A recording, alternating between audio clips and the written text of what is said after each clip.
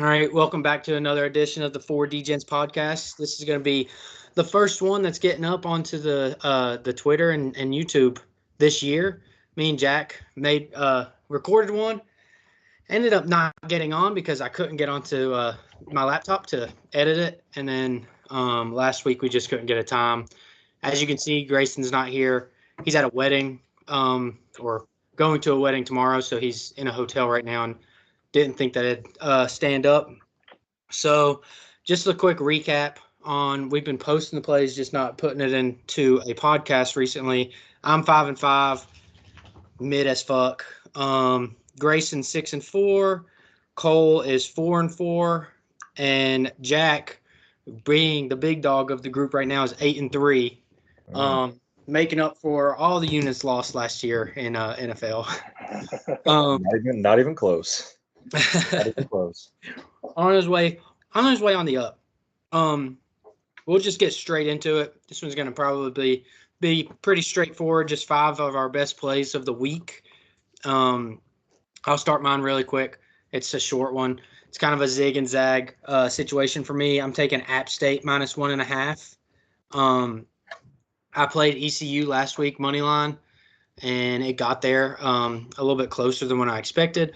But I think App State's the best team in the conference, and I don't think that ECU has that much of a home field advantage in college football like they do in college baseball, which is, as I've been reading and told, one of the best environments to go watch a college baseball game if you're ever in the area. But I love App State. I love their weapons. I think that they've kind of been a little bit of a disappointment to start the season, but I think this is a good spot to get them in against ECU coming off a close win last week. Yeah, I'm going with the same. Going with just App State money line at -118. I mean, right there at -108, -110. So just take the safe bet there. But like Larry was saying, I mean, ECU kind of is a tough place to go play. But I think this line is really reflective of how bad Clemson beat them last week. I think App State's a much better team than that. I think Clemson just came out with their hair on fire and just took it to them, and I think people are kind of off of App State now. But I'm not at all. I mean, this East Carolina team that really struggled to beat ODU last week with a banged-up Grant Wilson. I don't really think this one's going to be too close, but still just going to play it safe with money line. As you guys always know, I don't play games that aren't top 25 games. So my fifth play is I have Missouri over Boston College, one of the only ranked games this week. But I have Missouri covering -15.5. I feel like Boston College being ranked 24 is generous, considering they beat we now know fraud Florida State team, and then they beat up on Duquesne, which I'm pretty sure we could beat up on Duquesne. I think Missouri's played really well so far the first 2 games. Again, they've also played nobody, but I think offensively, this is a game that Luther Burden can go off on, and I think just over the 2 touchdowns is a place in there for Missouri. I don't hate it. I mean, Boston College has a dynamic quarterback, and that's the only thing I feel like in college football. If you have a dynamic quarterback in Castellanos, then you can keep games close. But I think this is a game Missouri needs to kind of flex on because they played a little bit of a soft schedule to start the season and just kind of show because, I mean, they're in the SEC, but they can be a college football potential, like at-large bid, depending on how they do in conference, obviously. But they have the talent. They have the top-end talent, at least. But I mean, this is on paper, one of their 3 ranked games because they play Bama and Oklahoma, and then they play – well, we'll see how South Carolina goes later on in the season, but they really have a pretty easy SEC schedule. Yeah, I don't think it's that bad. I got 2 dogs running around right now. I'm sorry. I'll go ahead and give my second pick off of that one because I'm not going with the Missouri cover here, but over 52.5 in that game. I think Missouri is going to have no trouble scoring whatsoever. But on the other side, Thomas Castellanos, not Castellanos, because apparently he doesn't want the the Jan pronunciation. Great dual threat quarterback that I feel like no one knew about until he took it to Florida State. They're dynamic, well coached by O'Brien. I mean, I think they're going to find a way to score enough points to make this an easy over. So that's my second play. I don't hate that. I think there's points. Go ahead, Jack. I don't hate it either. I mean, considering the fact that Boston College is a better team than Buffalo Murray State, but Missouri's averaging 44 points a game in their first 2 games of the season. I mean, so you say Boston College gets a field goal touchdowns, 44-10. There's your 52.5 easy. And that's if Boston College scores 10. They might score more, and Missouri might score more. So I think that's a really good bet on Cole's part. Mm-hmm. Yeah, this was a game last year that – was it last year or the year before? I think Boston College won 34-31, I believe. I think it was the year before because didn't Boston College – does Boston College's coach get fired last year? Or just Hafley just left. He's DC in Green Bay now. It was 2021. Boston College won 41-34 at overtime. That's what it was. It was overtime. Okay. Never mind. I was thinking that was last year for some reason. Sorry, had to take care of dogs. I'll go into my fourth one. It's a 6-point teaser. Essential. Ghost. I got a husky. I can't stop him all the time. Central Michigan, I'm going to take up to plus 26. They're playing Illinois, who I don't think is a great team. And I'm taking LSU down to they'll be right at a pick 'em. South Carolina came down and beat the dog water off of UK last week. I think this is kind of a letdown spot going. It's in Baton Rouge, right? No, it's at South Carolina. Yeah. Yeah, it's in Columbia. I still think it's a letdown spot after they looked terrible week 1 and still put out a win. I think LSU kind of needs this one a little bit more after losing that USC game week 1. And then the Central Michigan, it's kind of a fade spot of Illinois. They're going to get a lot of respect because they just beat Kansas. They beat Kansas. What was it? It was less than a touchdown. I can't remember the exact score. Yeah, low score and close. Four turnovers they created. I'm pretty sure a blocked field goal as well.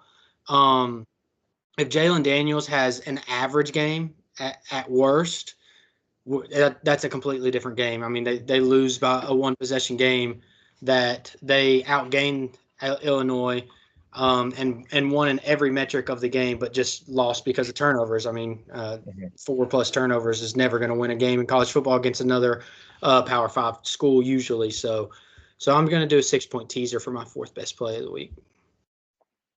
I like that. Yeah, I think just going back on South Carolina, I mean, ODU should have beat them week 1. ODU outplayed them the majority of that game, turned the ball over 4 times.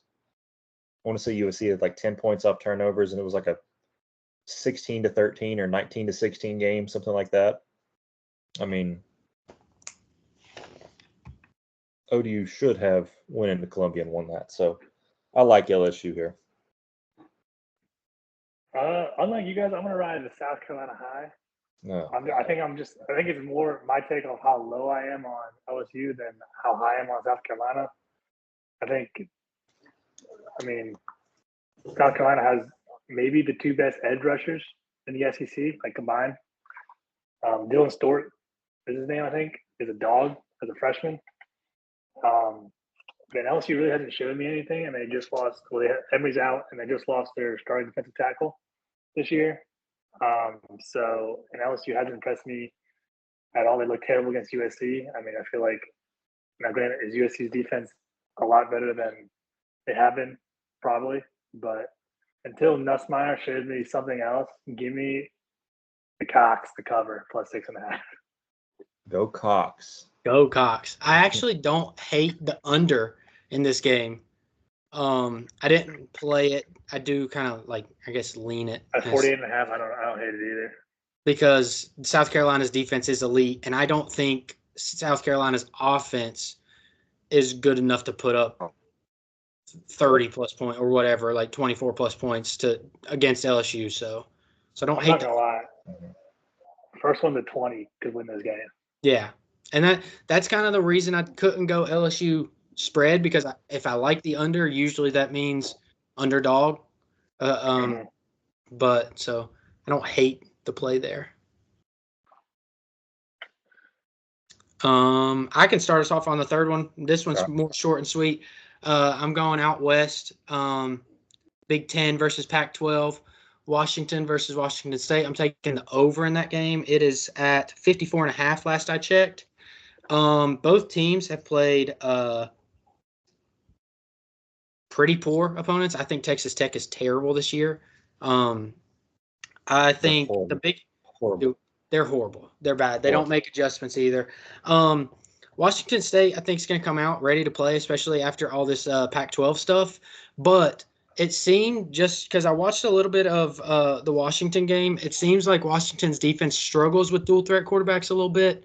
Now, they didn't give up a lot of points, but it's Eastern Michigan, so it's a little different. But I mean, Washington State's quarterback is their leading rusher as well. Yeah, he ran all over Texas Tech. They had no clue what to do. Yeah.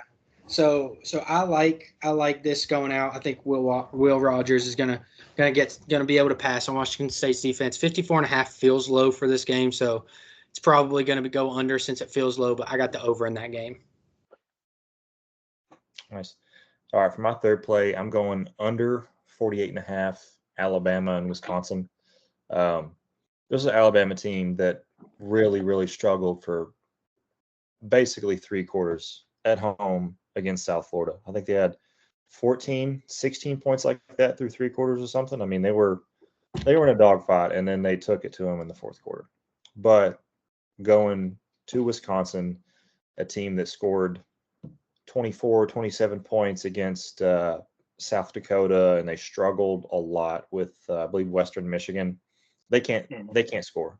They just cannot put it in the end zone. They're going to really struggle against Alabama. But I think they have a stout enough defense to hold Alabama to 24 to 28 points. Big home game. You're getting Alabama. It's cool. I think the defense is going to be ready to play, but they are not going to score against Alabama. So taking the under here. I have a play. I have a play in that game, so I'm not going to talk about it right now. So All right, and then again, this may be a more feelings bet versus true that might hit. So tail cautiously. I'm taking Tulane to cover plus 13.5 over Oklahoma. Yes, Oklahoma's defense has been good, but we also have played nobody, and their offense is horrendous. Jackson Arnold is still yet to show me anything that he was coming out of high school. Their O-line is atrocious and also down with injuries. I think they're down to their 3rd center in 2 games. Crazy. I forget the teams Oklahoma's played. They played Houston last week. Oh, it's Houston. I think. Yeah, it was Houston last week. Who did they play first? Temple. Yeah, they played Temple, and Temple's horrible. Temple should be playing Division II ball. But they were probably Shepherd. What I'm saying though is Temple's D-line was getting at Jackson Arnold, and Temple's D-line. Tulane's D-line is definitely better than hopefully Temple's. And so until Oklahoma shows me that they can offensively put it together against a mediocre team not named Temple, give me Tulane to cover basically the 2 touchdown spread. I like that. I'll just move straight into the second play. I realized I've been forgetting to say Grayson's plays, and I'll do it in a second. But I'm on the other side of that.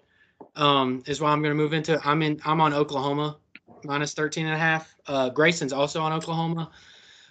Mine's more of a fade of Tulane coming off of a tough loss last week to Kansas State. That a game that they probably should have won. They throw a pick 6 with 9 minutes left in the game, and that ends up being the last score of the entire game. Lose by 7. I feel like they've been in 2 kind of dogfights already to start the year. Hold on. My app won't look, but whatever. Either way, it's more of a fade coming off of a tough loss against Kansas State than anything with Oklahoma. I do agree with the sentiment that Oklahoma doesn't look like what they should.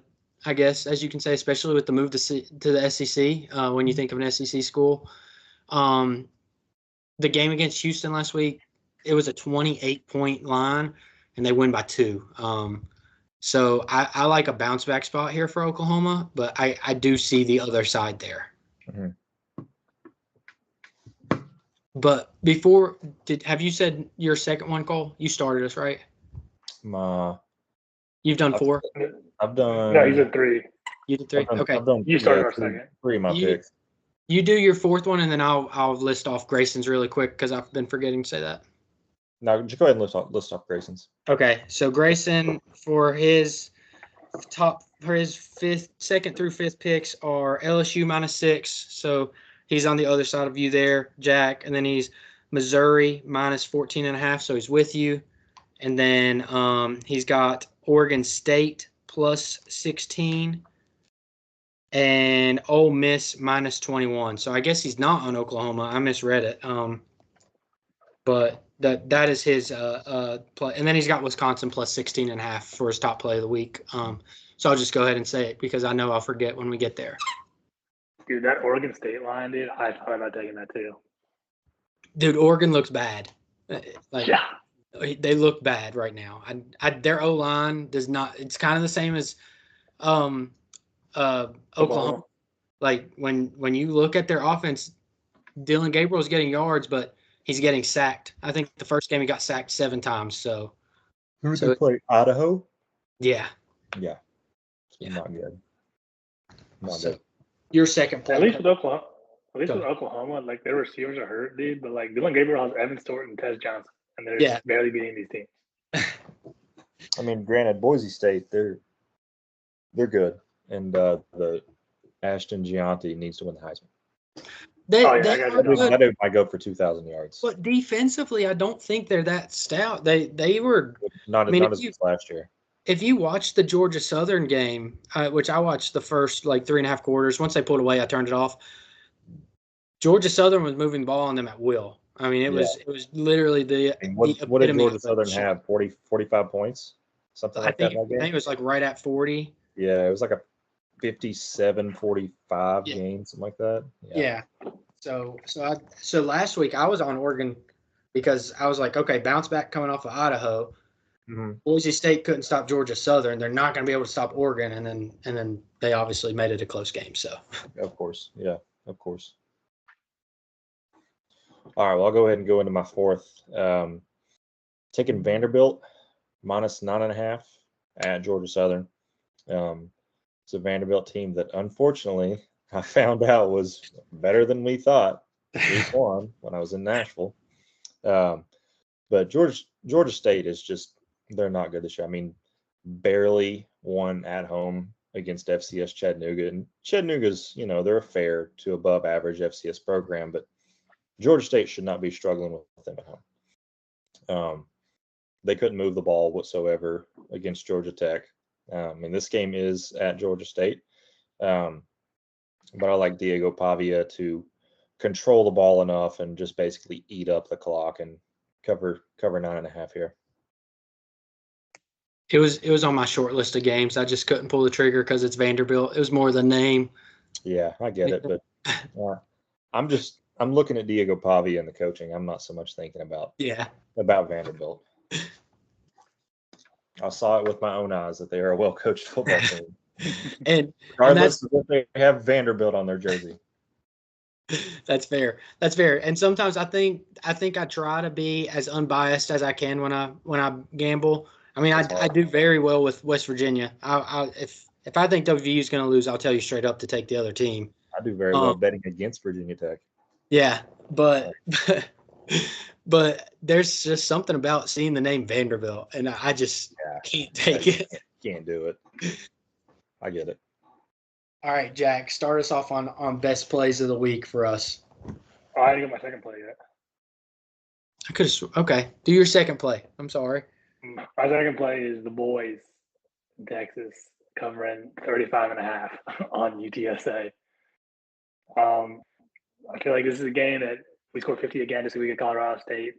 I feel like if the game Arch gets in early, I think Sark has said in multiple press conferences this week that he's trying to use a lot of players to work on the depth before we get in the SEC play.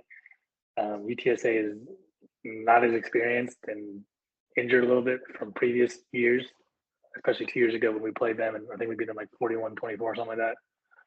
There's a lot better Texas team, obviously,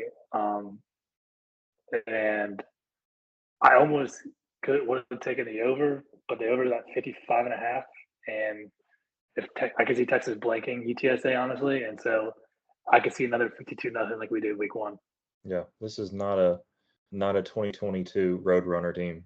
Not even close. No, this is the one that didn't. Frank Harris was their quarterback, right, for 7 years. Yeah. 7 years leading passing leader of the school, and he finally moved on and graduated after becoming fries in the bag, buddy. Yeah, he finally double majored and is now somewhere working. And I don't hate the play. I just feel like after a big win at the big house, it feels like a letdown spot for Texas where they slow up a little bit, but they're just so high powered. I can't go either way. Not so much letdown because they're just so much better than UTSA. Yeah. Kind of just coast to it and don't really even try, you know. Well, that's and what I would be worried about. You kind of touched on it, Jack. Like Sark already said he's going to play depth players. So yeah, I don't think. Yeah, but our depth, we're 6 receivers deep. So like we go out Golden, Bond, and DeAndre Moore, and then we go Wingo, Jonte Cook, and Silas Bolden. And Silas Bolden was a starter at Oregon State last year. And Arch Manning. So it's not like it's not a huge step down. Your second string would probably still blow UTSA out the whole game. It's just 35 is a lot. I mean, I can see easily us getting to 42. I think we get 28-35 first half, and then it's like the backups need to score a field goal, touchdown, maybe another touchdown, something like that. Yeah, I don't hate it. Before we get to plays of the weekend, Arizona just chewed up half of the first quarter in one drive for a touchdown. Really? Yep. I have the Kansas UNLV game. UNLV just got into the red zone on Kansas. What's the score? 17-6. Oh. Not as bad as I expected it to be yet. Mm-hmm. It's already, late second quarter? Yeah, Jalen Daniels already has 2 rushing touchdowns. He's already got like 60 yards rushing on him. Jesus. All right, I'll start us off. My first place, quick and sweet. It's a little bit of I kind of touched on it earlier because I didn't want to talk about it during Cole's play. He took the under. I'm taking Bama team total over 32.5. I know Wisconsin has a good defense, but I don't think they have an offense that'll do enough to mitigate field position battle. Yeah, I think Milroe is going to finally be let loose a little bit. I don't know why. He was one of the best deep ball throwers last year, and you haven't seen DeBoer really let him go deep that much so far this year. So I think Bama kind of comes into Wisconsin after a near disaster against USF again, and this is more of a spot on Bama bouncing back after that bad game and trusting Milroe. I also can't bet on it in Virginia unless you use other websites and apps. But I also don't hate Milroe over passing yards. I don't remember the number, but I'm on Bama team total over 32.5. That's fair. Still can get the under. I mean, like you said, Wisconsin's offense is terrible. This could be a 35-6 game. Yeah, exactly. Like their offense is not going to move the ball whatsoever. No. Milroe's over-unders at 22.5. Yeah, I love that. I might bet openly offers it. If I could get somebody to take it on the other side, I will probably be placing it on bet openly as a not one of our top 5 picks, but just one of my extra ones. Yep. Jack, go ahead and get your next play in. The only reason I would say that maybe the board hasn't unleashed Jalen Milroe is maybe how teams are playing Alabama, and they're playing like a deep 2. Yeah. I know that's what they're doing with Texas. Like Colorado State and Michigan has said, we'll let you beat us in the intermediate game. You're not doing anything like any long passes. Like I think Quinn's longest throw is like 20 yards, which in the Bama game last year, he had 2 bombs, X and 80 Mitchell. I think it's just how teams are playing us, and they respect the speed. And they're like, we'll give you everything in front of us. We're not going to beat over the top. So it could be that kind of situation. Obviously, as a Texas fan, I saw Milroe firsthand. He has an absolute cannon. I don't know, and he has Ryan Williams, one of the freakiest freshman receivers probably in this class. But that's maybe a reason why is that maybe DeBoer isn't not trusting Milroe, but more of the fact that that's what the teams are giving them. Yeah, that's fair. I think you kind of see that going on in the NFL too. I mean, you look last week 1 in the NFL. These defenses are adapting and into this mode of bend don't break.